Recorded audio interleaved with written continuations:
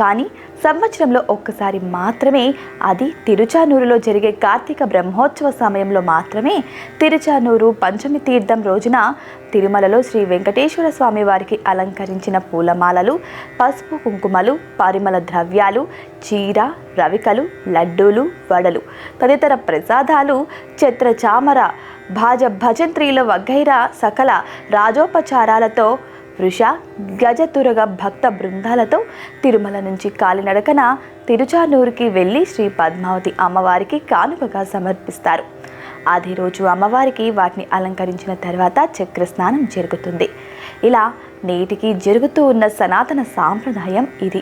ఈ ఒక్కరోజు తప్ప మిగిలిన అన్ని రోజుల్లో శ్రీవారి నిర్మాల్యాన్ని ఈ బావిలోని సమర్పించడం జరుగుతూ వస్తుంది. అయితే ఇటీవల కాలంలో తిరుమలలో శ్రీ వెంకటేశ్వర స్వామికి జరిగే సేవల్లోనూ విశేషంగా పుష్పాలంకరణ జరుగుతున్నందువల్ల విపరీతంగా పేరుకుపోతున్న ఈ నిర్మాల్యాన్ని తిరుమల పర్వత సానువుల్లో ఎవరూ తొక్కని చోట జార విరవడం జరుగుతుంది.